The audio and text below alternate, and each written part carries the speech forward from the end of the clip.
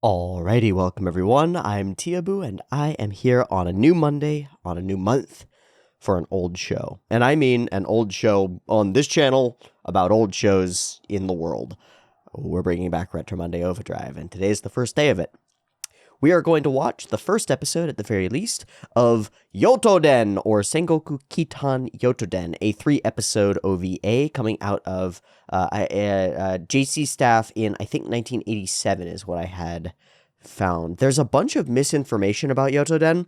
I asked ChatGPT who directed it, and it gave me the wrong answer completely. But it is directed by Osamu Yamasaki, and it is technically, although there are a couple of TV shows that they worked on, it's the first OVA release out of the Studio JC staff, formed just a year or two before by Tomoyuki Miyata, who had been working at Tatsunoko Productions, who left there and founded JC staff, which would go on to release the Yotoden. It ends up being a 3-part anime OVA series that 2 years later gets edited into a movie called Yotoden in some places, but also called Wrath of the Ninja in other places. And I fully expect that some of the people who will be caught by this video or end up watching it will have seen this primarily as the mixed up movie version, which has some new pieces of animation that as far as I can tell, some new pieces of animation added to it, and some stuff added to sort of glue the pieces of the OVA together into one movie filmic experience that was re-released. We are going to watch it in the original format, as released in 1987, I think. Yep. May 1987 through May 1988, 3 episodes. Many years ago in the same month that we are starting it right now. So, man, just a few weeks from now, many years in the past, almost 40 years ago now. That's crazy. It's like 37 years, 36 years. I can't math. That's nuts. This piece of animation was created. How the fuck did I find this piece of anime, and where did I get it? Why are we watching it? Why am I excited to watch it? Why am I intrigued by watching it? Well, I've got a Sakuga app on my phone that just pulls from Sakuga Brew. That's all it does. It's called Sakuga Mobile on Android. You can go and grab it. It's not mine. I'm not affiliated in any way. But I pull it open sometimes and I skim through it because it's interesting. And I was skimming through it, and there are like some cool cuts from Pokemon. You know, some one of the I forget, the tortoise Pokemon breathes some fire, rah!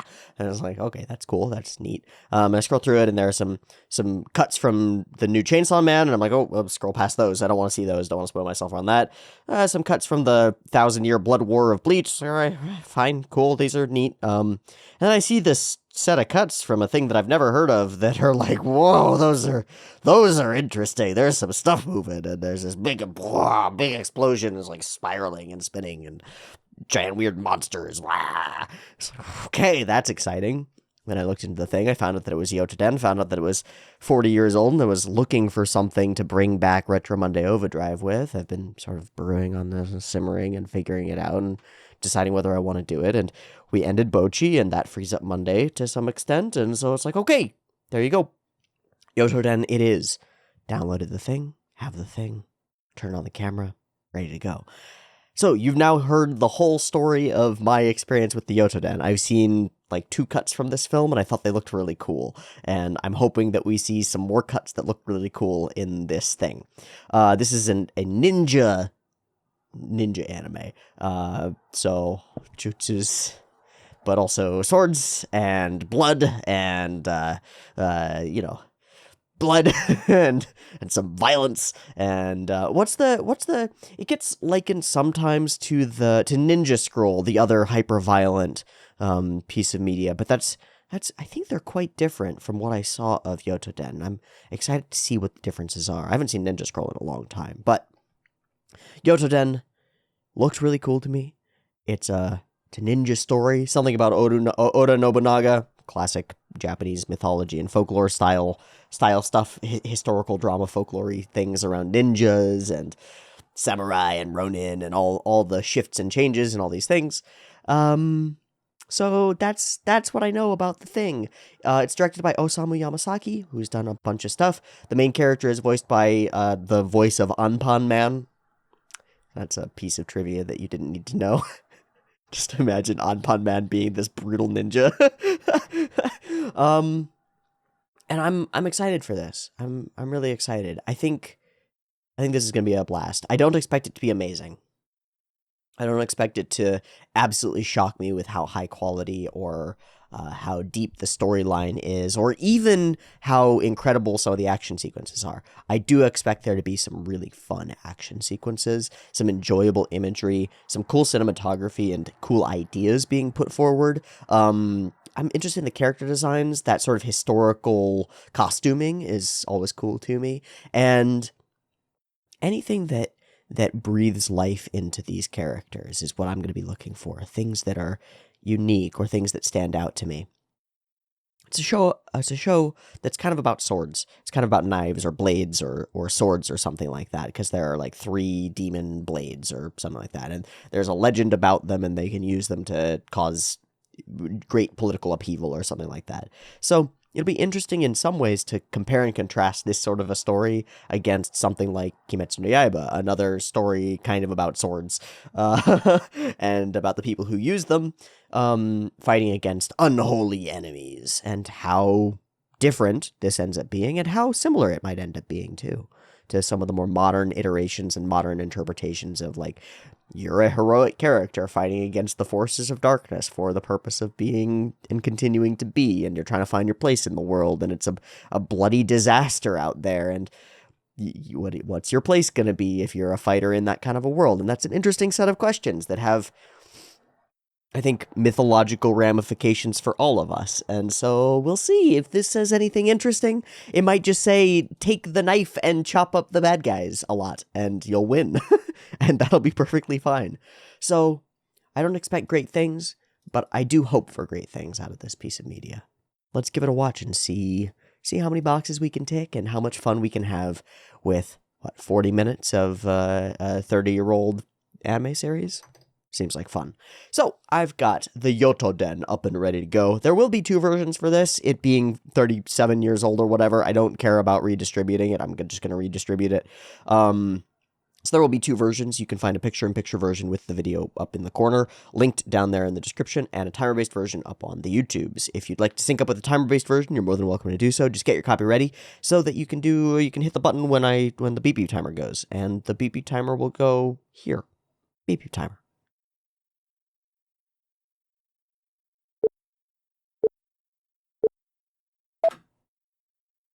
And we're in it. And it's weird comet?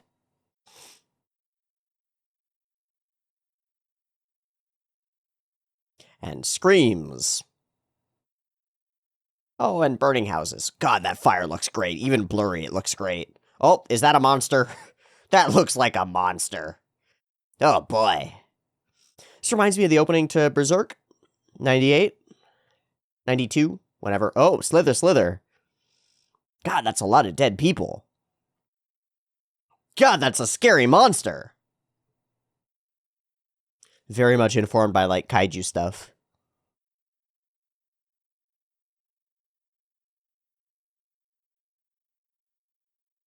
So much character in the faces. Ugh. Your dad died for this sword! Oh yeah, I drew a thing today. It's a sword blade. Well, he's dead.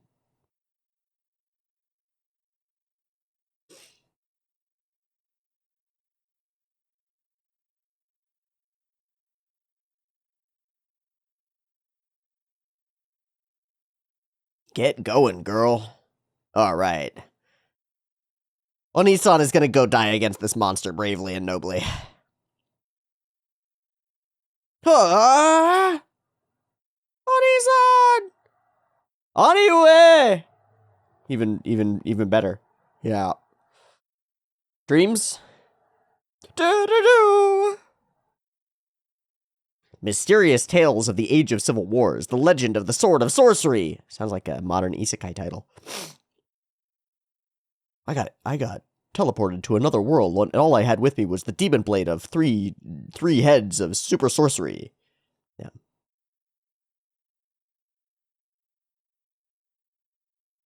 It's a comet, right? That has something to do with the Nobunaga legend?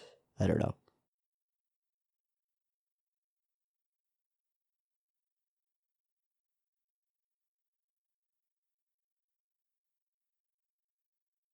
Just turning it up a little bit. What was that? Oh, bleh. Who is this? Is that Oda Nobunaga himself? He just bites the bird, just eats its head.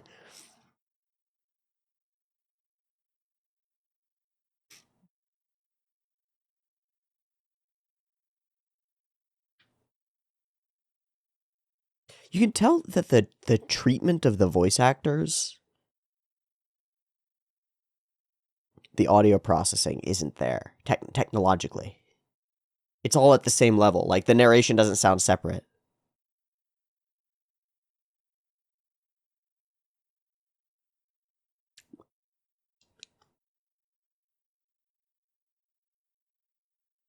Oh, so that must be Nobunaga himself. Hello.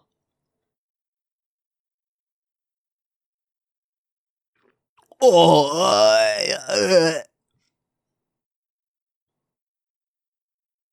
what the fuck?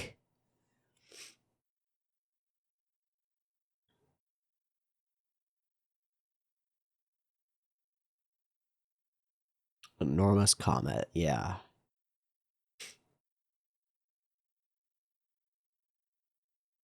Peaceful forest noises. 3 hours.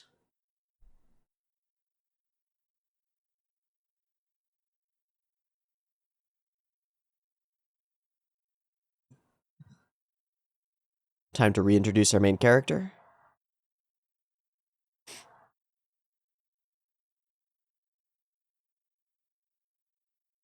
Some care.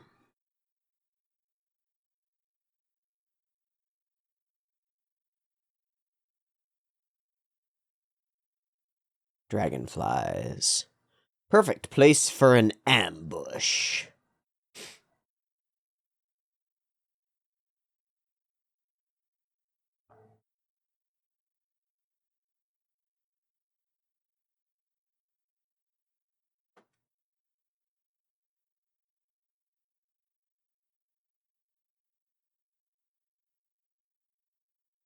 Whoa!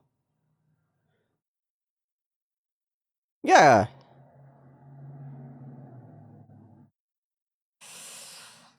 Uh...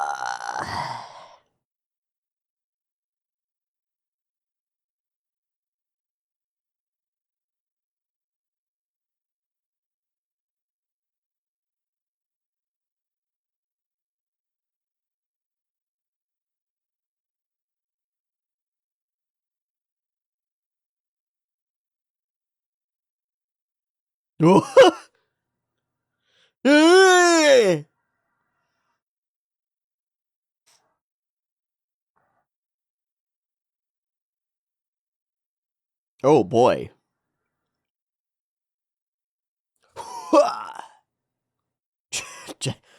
Murdered 3 of you really fast. I'll never forgive you. You'll pay for this. Yeah, there you go. Oh. Oh. Are you? Oh, you think you are? Okay. Alright, buddy. Okie dokie then. This character seems to have plot armor, but my sword can pierce it.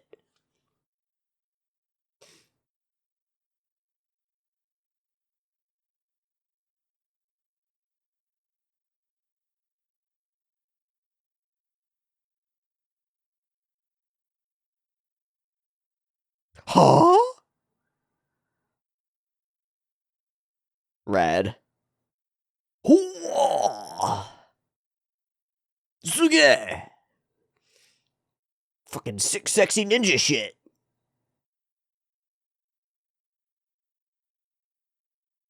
No sword either.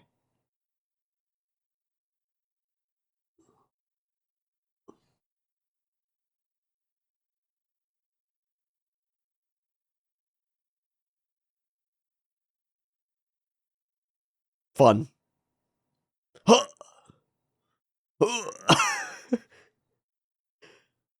Oh, there's more going on here. A worthy opponent. Oh, what is that? Weird monkey creatures. Super ninja monkeys. A greater enemy.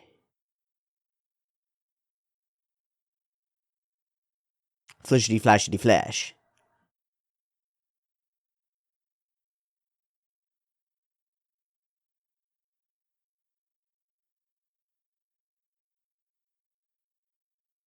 Super demon ninja monkeys. Not as fun as Teenage Mutant Ninja Turtles. Super demon ninja monkeys. It's a problem. Oh, does he have Cyclops eyes? Suck on the whirlwind. That's who she was supposed to go and meet, right? Ah, he does have a cool eyepiece. Red.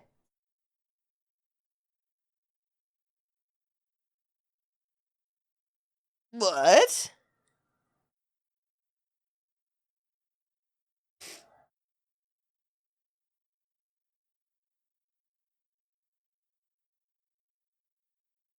Oh, he's gonna fight with prayer beads? Okay, cool. Man, how many times have you seen that backflip? Fun. Fun.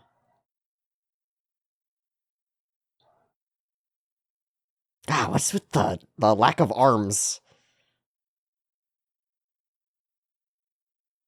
These are great. I love the speedline backgrounds for movement.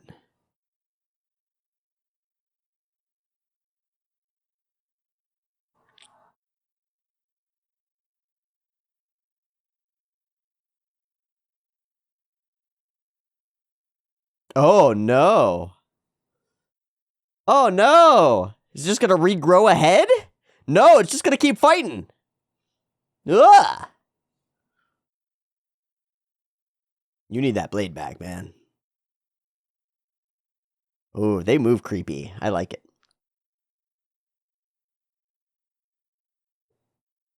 We've got a Buddhist. I hear a Buddhist in the forest.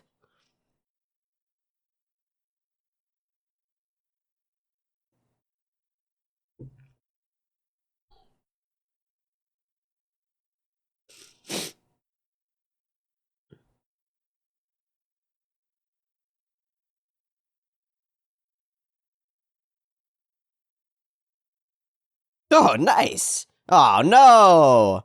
Magic ninja shit. Fuck.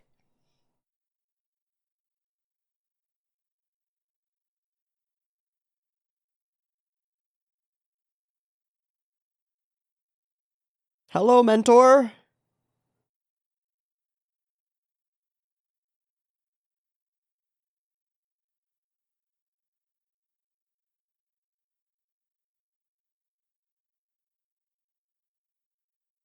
Three schools.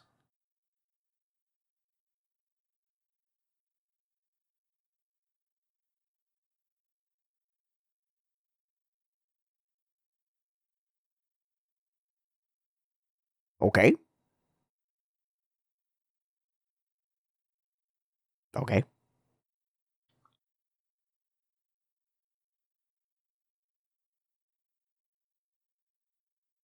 Okay.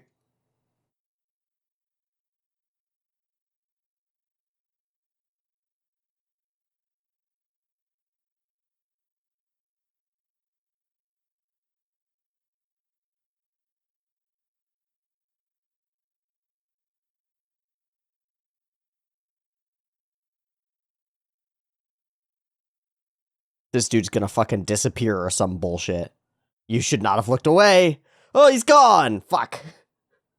A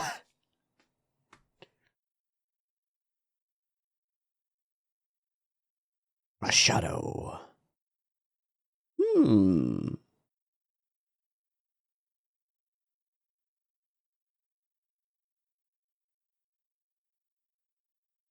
Okay.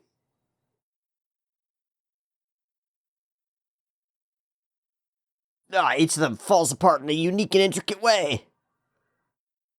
I liked that.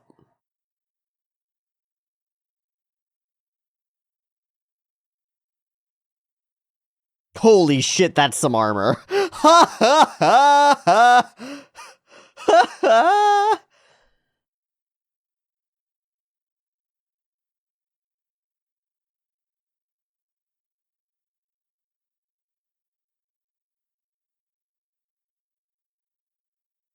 Oh? Transition.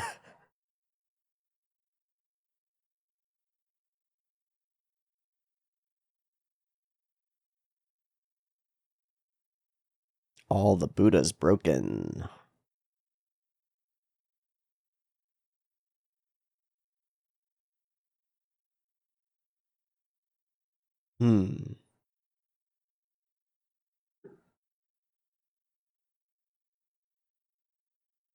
That can't endear you to the populace. I guess if you're a demon monster, you don't care. Huh? Oh, yep. And there he is. Oh, yeah. Just hectic. Blurry. God, what armor? Do you think you might be the bad guy? do you think it might be the bad guy when you're wearing just giant demon skulls on your head, on your shoulders?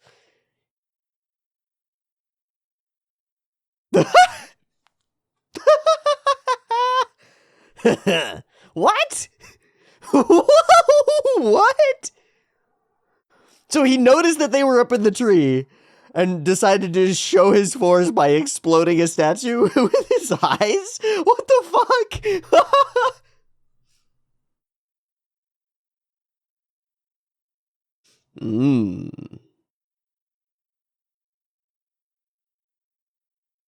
And potentially the man responsible for the deaths of all the people you care about, so, you know. It's dark. Perfect time for an ambush.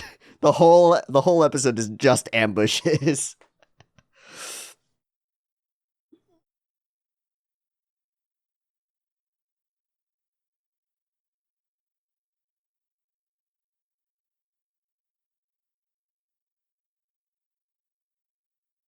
I like the eagle in her jacket. It's pretty dope.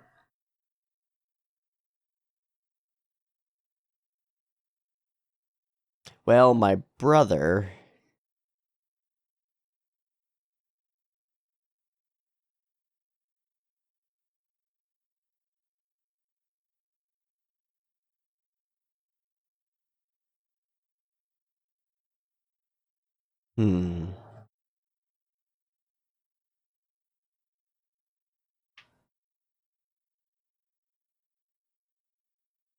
Nothing better to do, maybe? Sate. Yeah, the pace is kind of plodding. You can tell it's old. It dates itself through the flow and the delivery. I don't mind it. I don't much mind it at all.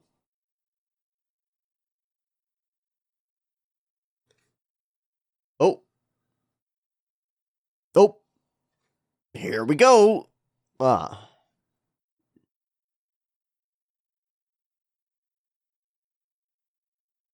Nope. Nice. Gosh, that's a lot of traps, guys.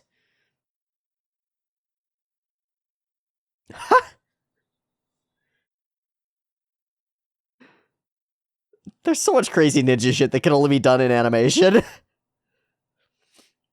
Ah, you shot me with arrows. Nope, that was a log. Well, these might be the good guys.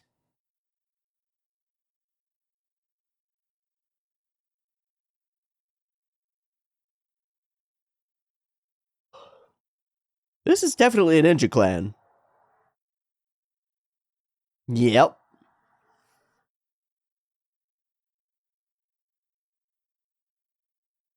Sorry, I have super allergies, so I didn't mention that before, but this will be happening. Oh, the 3 schools. Yay, the good guys. Yeah. Are you sure they're the good guys?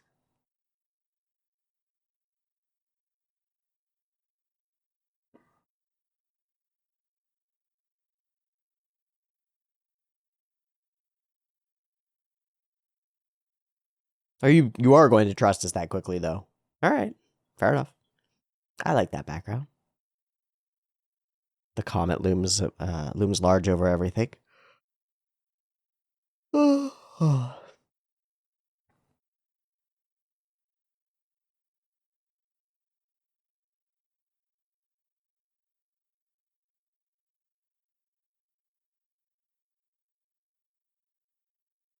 Sweet cannons too. Ah.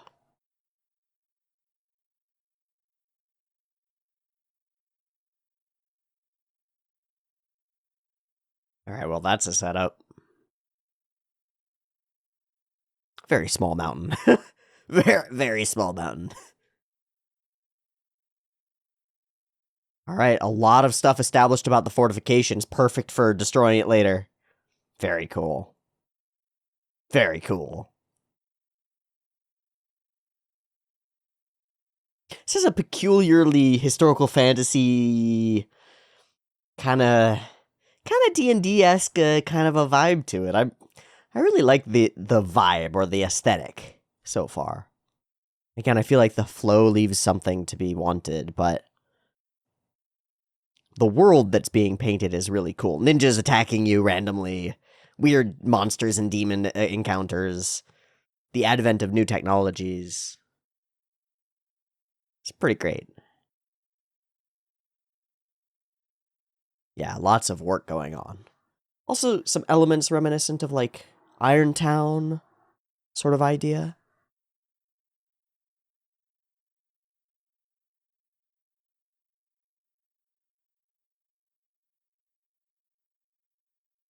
Man, that is just the main character from a different manga.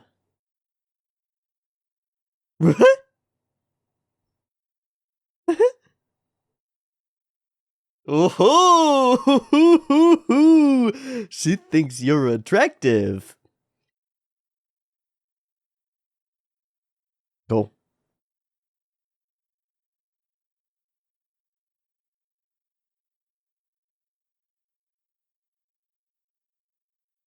Ha ha ha. The fuck? Is that a tuba as an eye patch?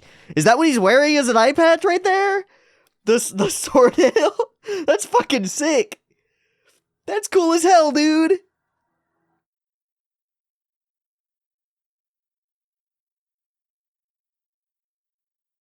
It's all bad, dude. The world is bad.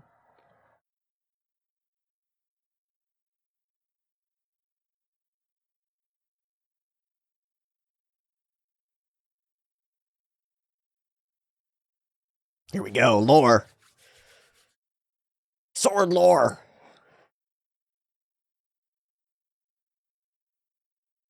A failure.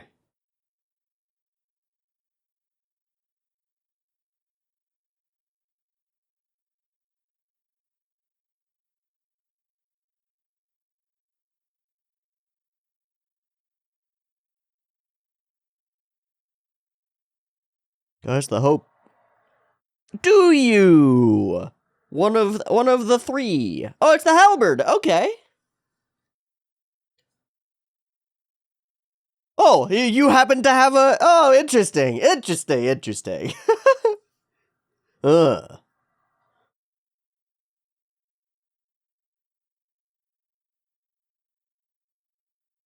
All three of you have been chosen as protagonists. I don't know what the word means, but that's what the lore says. You are protagonists. Yes, yes, yes. What monster is this?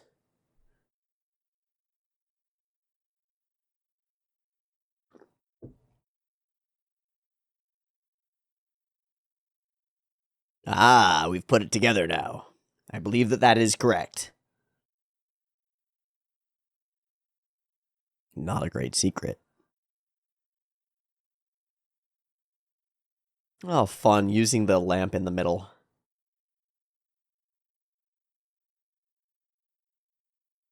The lack of arms thing, again, I don't... Ah!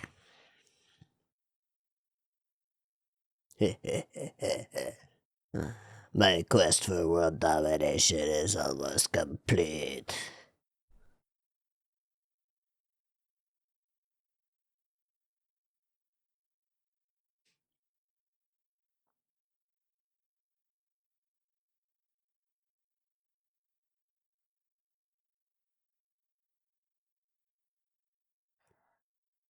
I got some guesses. Something something demon. There you go! Yeah, the glowing red eyes, the exploding statues, the birds turning into ash. Yeah. Yeah. Here. They're already on the way, man, as you speak. As you speak. But this place is so well fortified. Nothing could ever happen. We got a Helm's Deep situation. Come on, tell me we got a Helm's Deep situation going on here. Let's go. Or, no, they're gonna ninja their way in. Fuck. Oh! Oh, shit, what is that?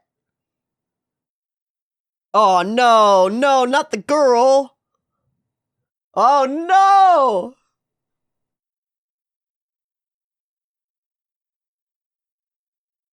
Cause she thinks you're cute, dude.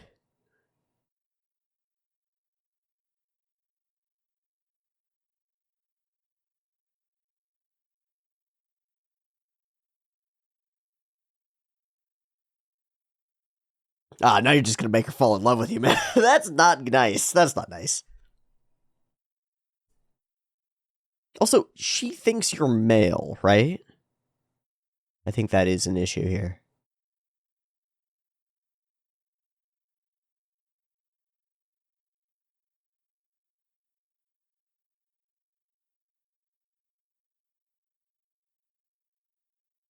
Well, that's cute.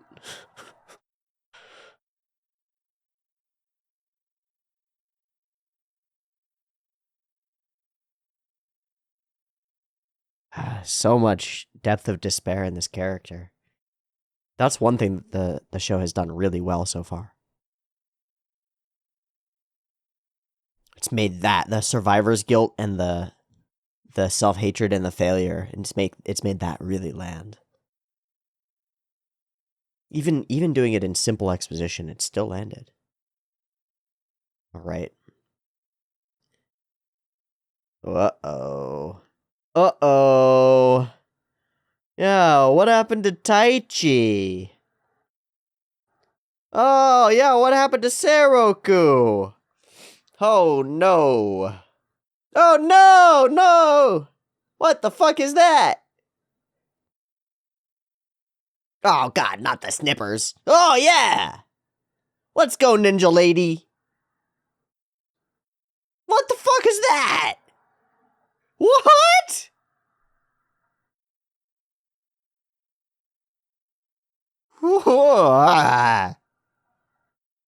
That's a unique demon there. Ha ha ha ha ha ha. They're already fucking here, man! What is that? There are like actually fully 3 types of weirdos in here. Oh, you sent something weird? Yeah. They're already in here. Oh, good. Yep, good. What the fuck? It's melting through the wood.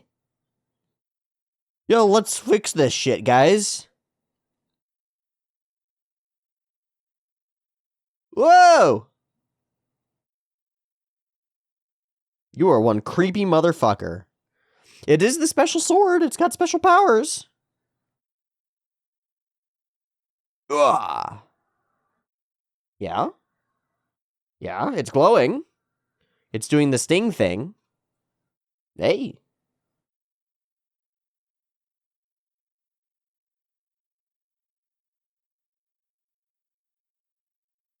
Tsubakurame.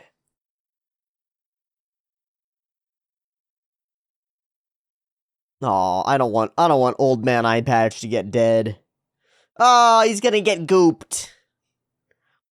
Man, slimes are a bitch.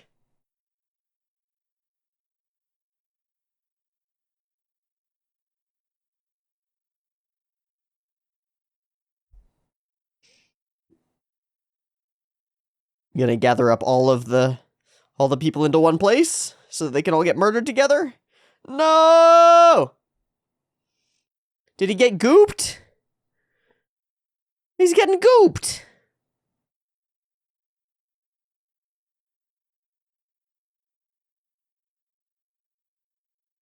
I don't even understand what it is. Oh. Damn. For the people.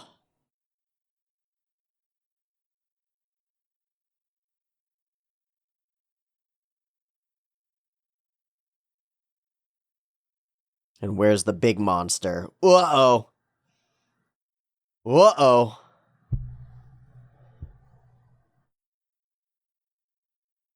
Not anymore. He got gooped, man. What's next? We still haven't seen that big fucker that was up in the tree. We haven't seen that.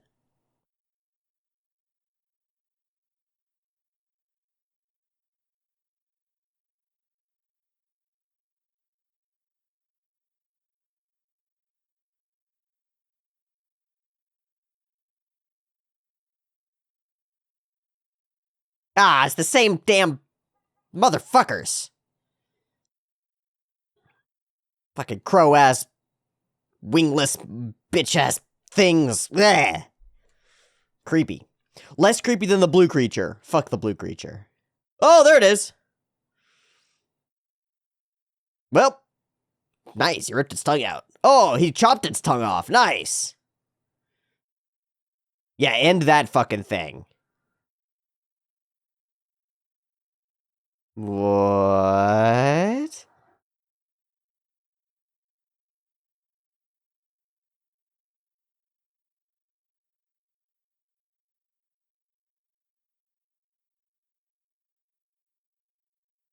Okay. Yeah, alright, we did it. Okay. I thought that was gonna get way worse. Endless armies. Ah, there he is. Huh, huh, huh, huh.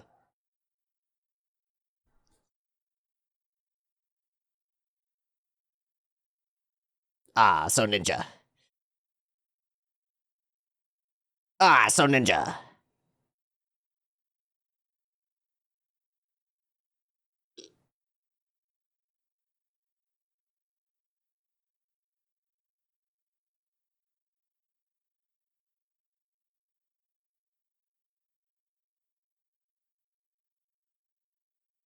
Ha! There you go.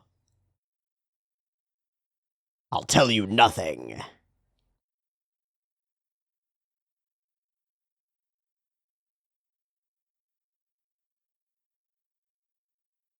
Oh! Cool. Oh no!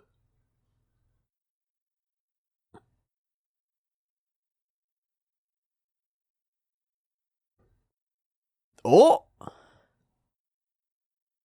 Is that what it does? Oh, just riding him down. Yeah, all right. Head first into the drink. There's no water there, but holy shit. Got him. Got him? Survived it somehow? Yeah, got him. And they all fall down. Oh, weird noises, like jugs of water falling over or something like that. Do not celebrate too early. Do not celebrate too early. This is too early. This is too early.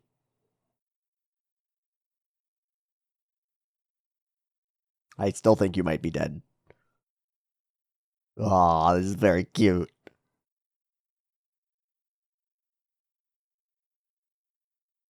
It's very cute. She's gonna get stabbed in the back as she says it. Oh! Oh!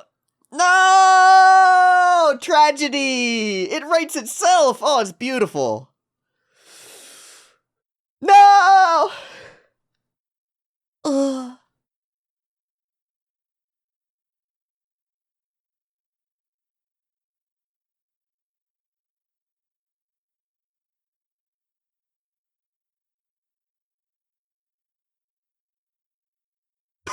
Bye? Bye?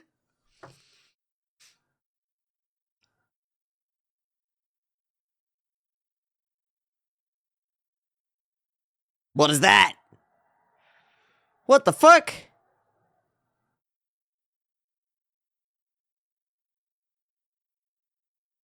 It's a cool scene. What the fuck?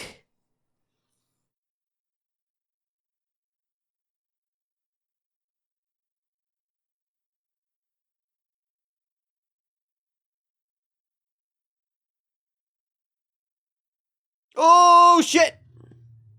Oh, it's your friend from before. Yeah, that's it.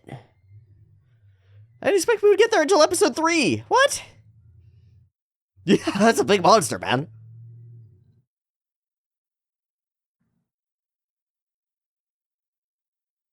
It's her revenge. Go take your revenge. Go fight it. Oh. Nice and tragic. Let's go.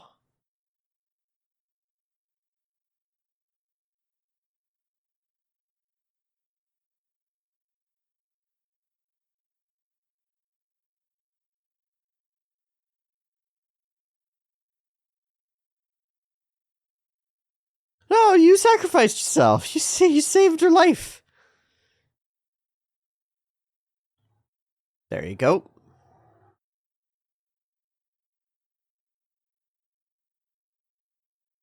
That monster looks so great.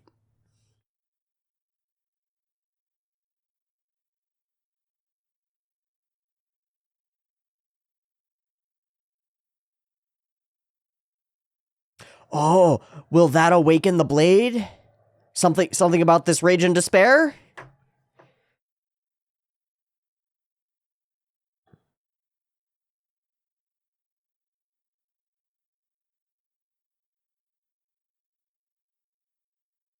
With a smile on her face. Brutal.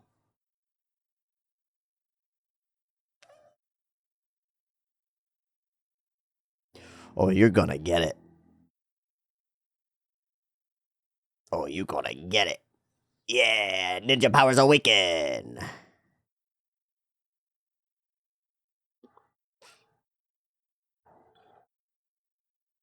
Oh, that was so cool.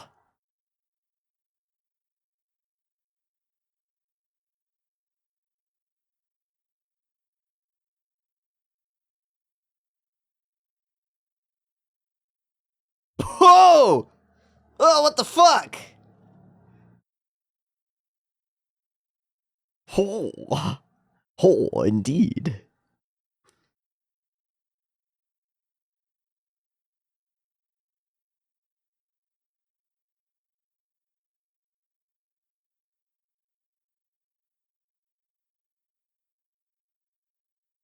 Just gonna no look explosion this? Let's go. Oh, yes, now the story can begin. Just had the depths of despair and massive tragedy. I'd trade it all for you, Kikyo.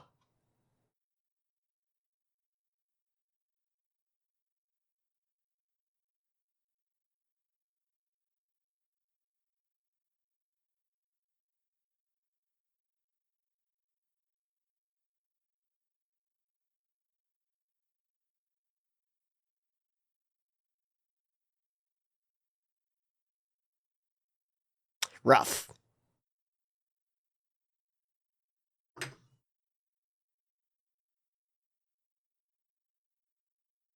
Ooh.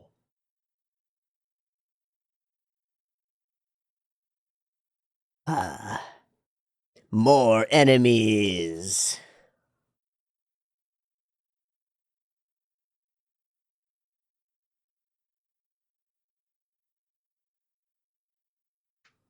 Ugh. I must be able to twirl my mustache in peace. No, wait, I hate peace. In war. All right, after the rain, buried the girl, said our goodbyes. Off into adventure we go. Yes? Yes?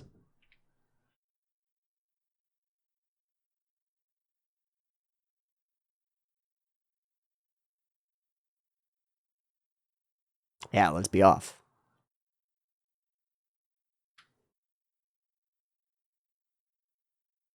Perfect.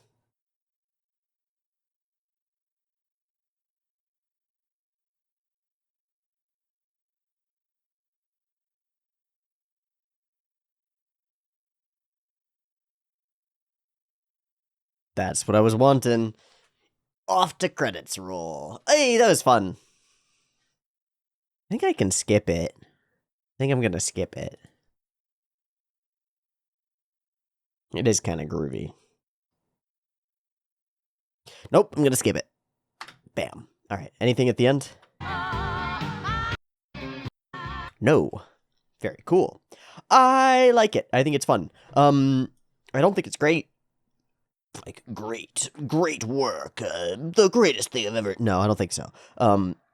And while I could say that it's dating itself in terms of the flow and the pacing and the style and the sort of nature of the story, there are also pieces of media from around the same time that don't have that datedness, that don't have that feeling of...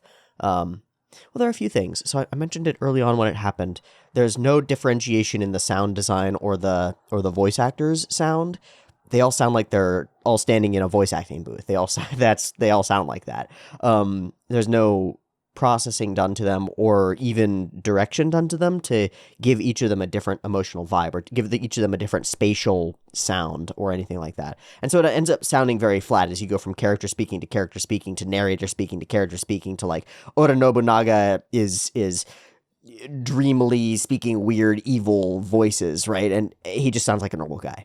And your main character just sounds like a normal gal, and everybody it all sort of flows together, it all sort of blends together in terms of the audio. And the same with the musical cues. It's all at about the same level in a lot of ways. And so when you go from the lighthearted scene where we're being calm and stuff, as the character is first going up to the river before the bandits come and attack, that sounds about the same in terms of volume as like the pinnacle of despair and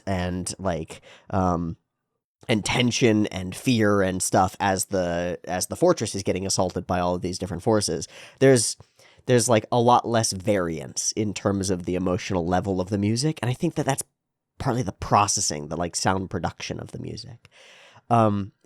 So I feel like a lot of the actual flow from base scene to base scene, the core elements of the episode, the characters talking to each other, the characters walking from one place to another, the exposition being delivered as characters talk to one another, all is pretty bland. But then we get the fight stuff, and it makes up for it as far as I'm concerned, because it's fun as hell. It's fun as fuck. I think it's really fun. None of the cuts that I saw on Sakugaburu have happened yet, which is interesting to me. It means that they come later in the series, and I'm excited by that because it means that we might see an uptick in the quality and the style and the flow of the thing. Because the cuts that we see here, while some of them are very impressive and very cool looking, don't blow me away in the way that some of the cuts off of Sakugaburu, the first ones that I saw, really do. That being said, the fight with the first set of crow people, the Oboro Legion or whatever they are, I thought was pretty cool. There were some cool dynamic sequences to it. The continuous element of what I recognize in my mind is like, wow, you couldn't do that weird ninja shit in any other medium. So like a character gets fully hit by arrows and we see the character get fully hit by arrows and then flash and it's actually a log inside of a cloak. Wow. Ninja shit, right? You can't do ninja shit in any other medium. You'd have to be so silly with it. I think that this tragic moment is excellently done. It's excellently done. And I think that this big battle with the cannons versus this giant 3-headed snake monster is really cool because it's a complicated monster. It's a complicated monster and it's moving a lot. It's moving like, you know, like the 3D models or the claymation models in Godzilla or any of those kaiju things move. Certainly has some elements of that in terms of the scale of the thing and the feel of it. It moving behind buildings in the opening sequences. I really like that. I really like some of that stuff. Like this opening of the village, and we get these flashes of the monster, and it's moving behind buildings, and you get the sense of the scale of the thing, and everything's painted in these fire-lit tones. I like it. I like the background work, too. It's all this classical watercolory background. I actually want to look and see who was responsible for background art on this piece of media, and what else they worked on. So let me see if I can find that quickly. Toshikazu Yamaguchi on art direction.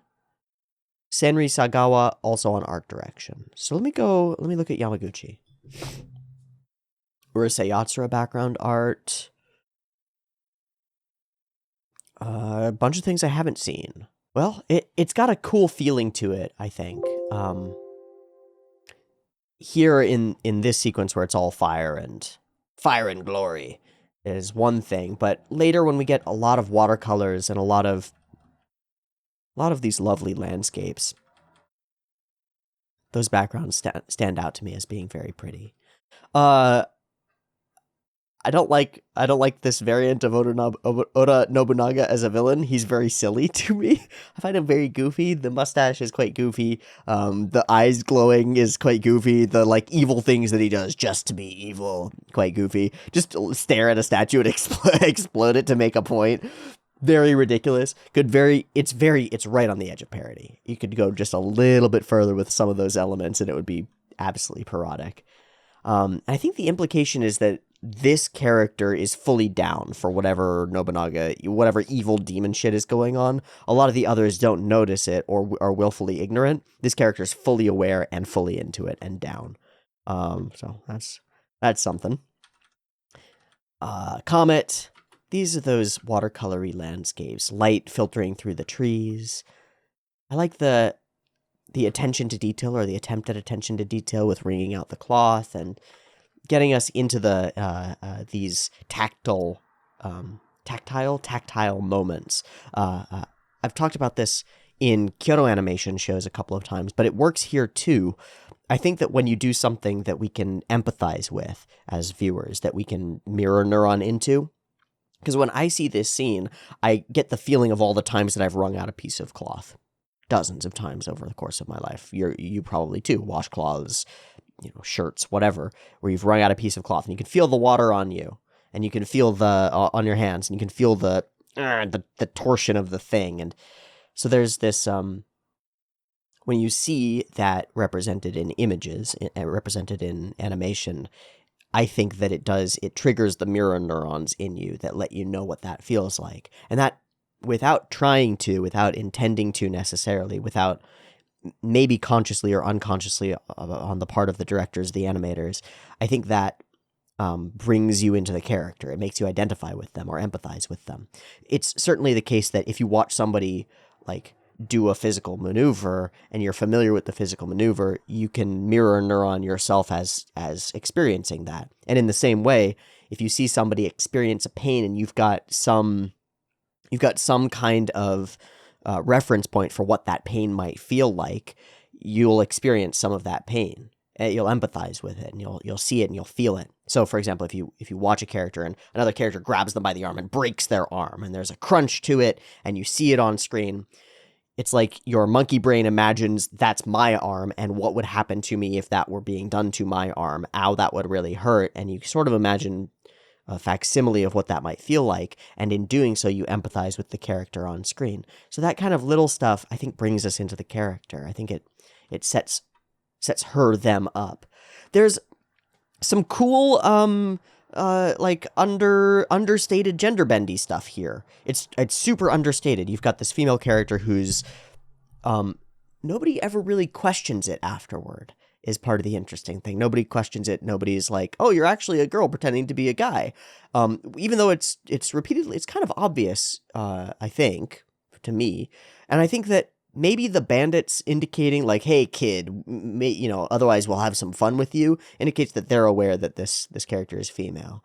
But certainly Kikyo isn't. Kikyo falls right in love with the dashing Ayanosuke-sama, Ayanosuke Dono, right? Like, as male. That's really, it ends up being really cute, I think, as a romantic element. And it makes it all the more tragic that character gets fucking dead instantly.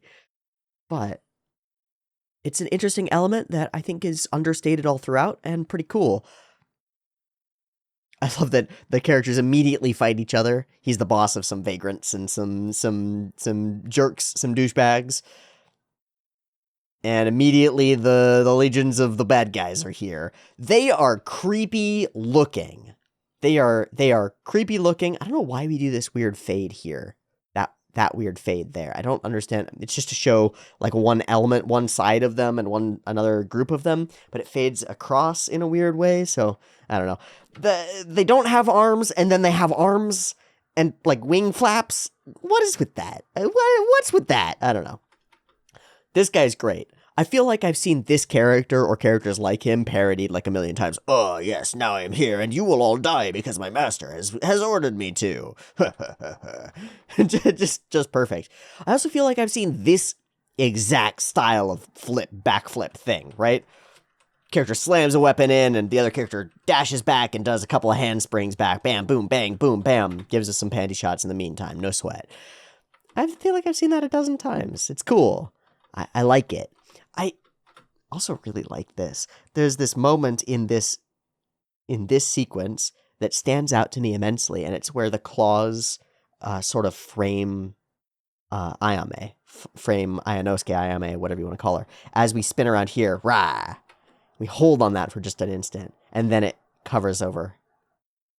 Hold there. It's got this. It sets the scene. It holds for a second before it jumps back into action. We cross over and cut through. Bam. Bam, wham, wham, bam. It's cool. It's cool and gross and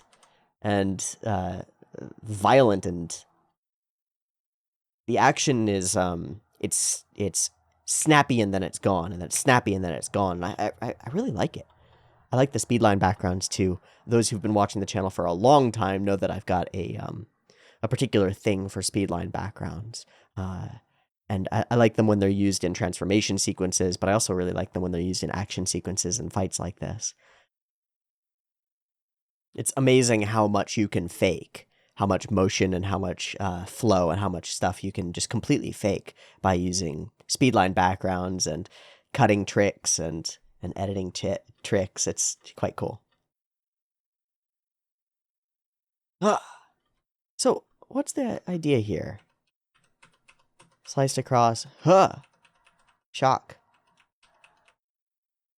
I think the idea is that it slices across the cloth that she's using to bind her breasts. But I'm uncertain if that's really what we're going for. I don't know. Standing up without the head. Nice and creepy. I really like it. All right. And this guy gets chopped and turns into trees, and we immediately then meet the mentor character who's like, oh, you should probably go to this place, and I'll be watching the whole time. And we'll figure out eventually what this guy's deal is, or not. Maybe he'll just be a strange narrator character. Stylistically, reminds me a lot of, I forget the character's name, the swordsmith in Kimetsu no Yaiba, the maker of swords. Reminiscent of that sort of a character leading you down a particular path. It contrasted with the prayer beads and the prayer beads that the evil guy has. More legitimate, more real here. It's kind of cool. The whole thing, the flow of the whole thing feels like a D&D campaign to me. It's a weird place to put it, but it's like this happens and then this happens and then this happens and then this happens. And it sort of leads them from your backstory where your village got destroyed by the forces of darkness to you're off exploring with one magical artifact that you've got, and you run into some other characters and they end up, you're sort of at odds at first, but you end up falling in together because you find out that you're all sort of linked by the existence of these blades that are magical that you all have, and therefore you're off to go find the third of the destined warriors, and from thence go on to fight Oda Nobunaga and take down the Demon Lord, right? It's like, it's a D&D campaign. It's a video game campaign. It's a perfectly fitting into an archetypal traditional fantasy story while being completely disparate from all of that and coming from a completely different tradition. That's fascinating to me. That's really cool. All right. The crow monsters, the Oboros, yada. I love this scene of how they fall apart, because they each fall apart in a different way, and they like goopy eye, blah, all becomes not even just smoke, but like different stuff. And then the arm like de-articulates and bones start flying backward as whole bones. Yeah, it's super cool. Somebody thought about how to do that and planned it out and decided to do it that way. I like it. You know what I don't like? This dude's armor. Oda, Nobunaga, come on. Come on. He's gonna get impaled on his own fucking shoulder pauldrons. Look at the horns. Look at them horns. Dude's playing World of Warcraft. Everybody else is playing Final Fantasy, and he's playing World of Warcraft. He's just got pauldrons for days. One statue is not dilapidated enough. Nearly. I do want to see this. He fully notices that they're up in the tree, then stares at the statue. So petty. So petty, my guy. Equal. Oh, we've got the other subs, the non-edited subs up. So they're the blocky yellow ones. That's fine. So why do you want to travel there? Right, and she expresses that it's vengeance, mostly. Why do you want to? Unclear. Nowhere else to go. Just wandering. Build up with the folks. Fully impaled by arrows, and then it's a log. Magic, ninja stuff. I love the halberd and the hand within the shirt and all these archetypal aspects that give us exactly who this character is. We got the handsome man, the girl pretending to be a guy, and the beefy boy.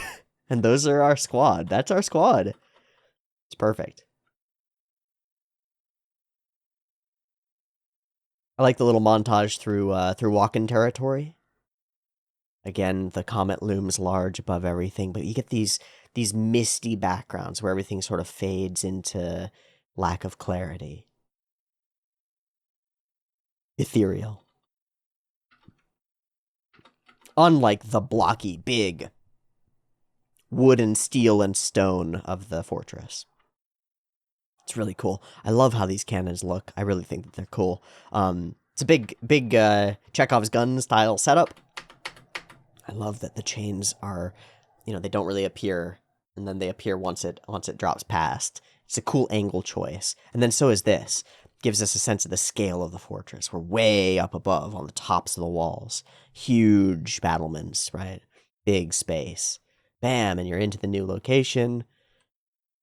We establish all of the territory, the gun that they'll be using to fight, right? And got to introduce the girl, and she does this thing. She looks at the two new boys and sees that one and is like, oh, oh. This character's character design, I don't know what it reminds me of. It's something about the big hair, the big floofy hair that goes to one side. Maybe Ranma is what I'm thinking. Something like that.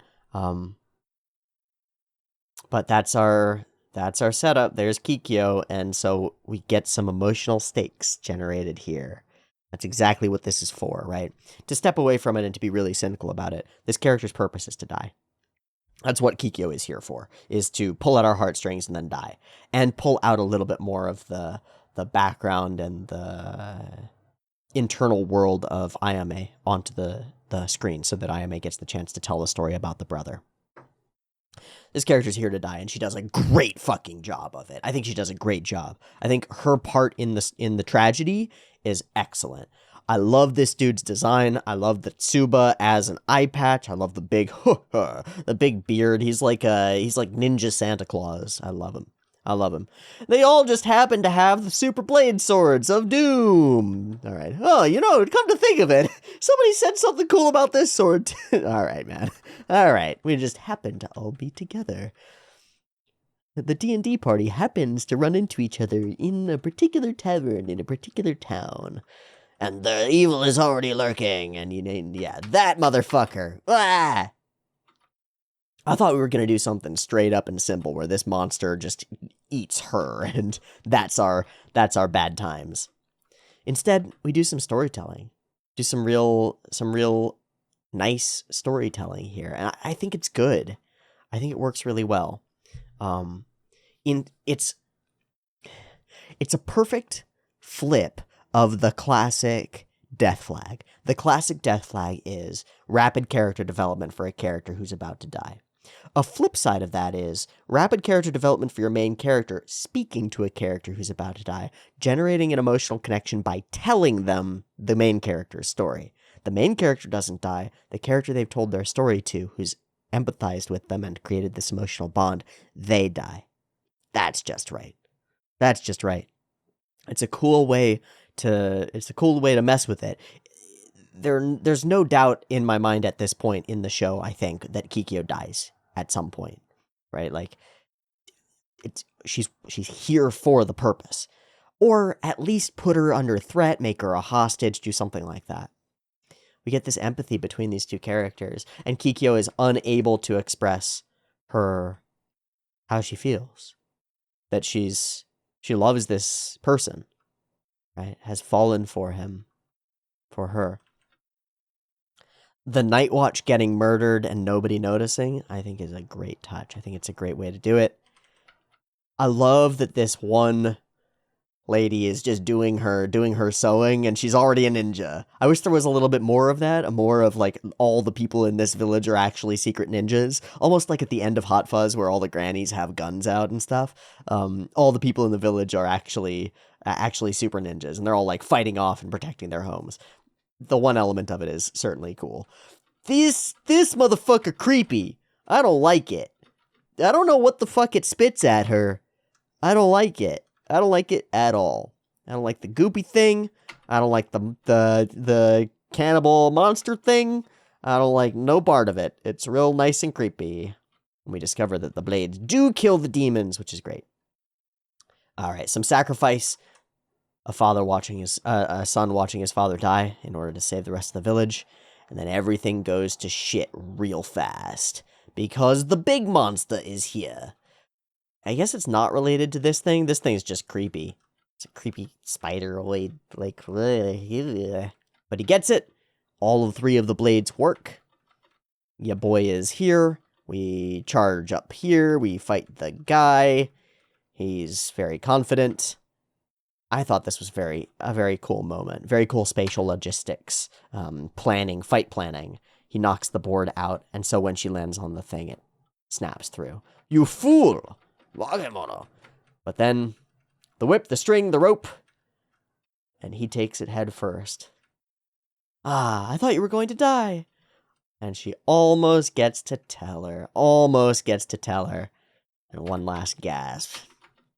No! Perfect. Perfect tragedy. Romeo and Juliet got nothing on this. It's perfect tragedy. Can almost tell you her feelings. It's just enough so that we, as the audience, are 100% certain. Absolutely certain. And it's really cute. And it's got this cool, like star-crossed destiny thing, because she's actually a girl. And it's got this, like, Yuri element that's very cute and I think works really well. I like it. I mean, I'm mildly sad that Kikyo dies, but I think narratively it resonates really well, and so I like it. I think it's good. And that's enough. That's exactly enough to put another layer of rage, vengeance, and sadness into our main character. A perfect timing for the original enemy to appear, while swapping that original enemy and the defeat of the first enemy, which we established at the very beginning. First enemy, reason for fighting, right?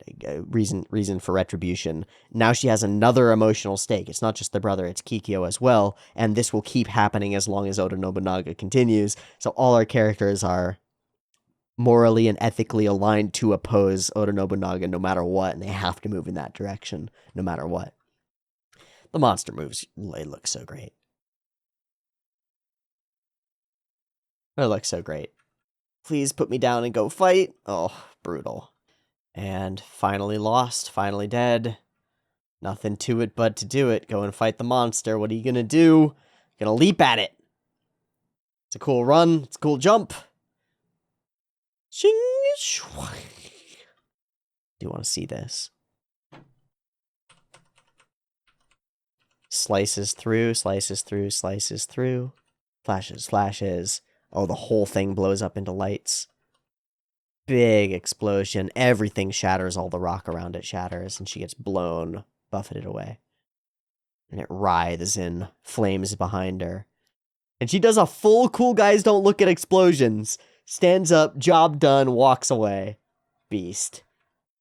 And the rain comes just in time. And we do an establishing evil for Oda Nobunaga. There will be more monsters and more bad guys. There will be 6 of them even. A whole slew of enemies to fight before you can fight the bad guy. Perfect. All right, hey, simple, yes. Classic fantasy, yes. It's pretty cool. It's pretty cool. I mean, for 35 years ago or something, it's not bad. Not too bad. Gonna take a place amongst my favorites? No chance. Even extreme quality cuts didn't show up in this one yet. So, well, we'll watch more. This is what we'll watch on OVAdrive for the next 2, because there are 2 more of these OVAs, and we'll see how each of them goes. I liked this first one. I think it did a really good job of establishing some simple characters and a cool ninja world, right? That's what you got to do, really, is to set up a cool ninja world where I'm able to suspend my disbelief and be like, yeah, there are ninjas in this world, and there are people fighting with swords and halberds and cool knives, and there are weird monsters and evil crow things and weird blue creatures that spit goop at you and paralyze you or whatever the fuck they do and then eat your corpse. All I have to do is believe in that, and if I believe in that, if I suspend my disbelief on that front, the whole thing just becomes pretty solidly enjoyable. It's right on the verge of being schlocky. I don't find it schlocky, though. It's right on the verge of being, like, schlocky, but my kind of schlock. It's just a little bit higher quality than that, a little bit better thought through than just stupidity. It's cool. It's cool. I liked it. All right. We'll watch more next week. This has been episode 1 of Sengoku Kitan Yotoden. I thought it was a lot of fun. I hope you thought it was fun. And I hope to see you next week for more of it. And every week on from here into the distant future for more Retro Monday OVAdrive as we continue watching some of the older things that are out there. Because there's a lot, especially in the 80s. There's a lot of cool, weird, old anime, and I want to see more of it. And I wish I'd never stopped, but the best thing that you can do is to keep going or start again. So that's what we're going to do. Thanks so much for watching. If you enjoyed the video or enjoy the videos in general, you can support me, the boy, on Patreon, linked in the description, and you'll get a few things for that. You get access to the Discord so you can talk about the anime, which is cool, especially when we're dealing with this old stuff. The Discord is a great place because people always tell me things that I don't know about the anime. Now, you can do that in the comment section too, but some people like to do it in a chat format, and some people like to do it in a comments format, and that's fine either way. I'd love for both to be happening. If you've got any information or stories or ideas about Yotoden or Retro Monday OVAdrive in general, drop them in the comments. I'd love to read them. And I might even read them out in the next episodes, so check that out. You'll also get 1 week of early access. That's $1 now. So it's $1 and you get early access you get 1 week's early videos. So if that sounds appealing to you, check out the Patreon because it's linked down there. Also, those are things that you can do. And we'll stop shilling there and end off for this week's episode of Retro Monday OVAdrive. Thanks so much for watching. See you next week for more. Peace.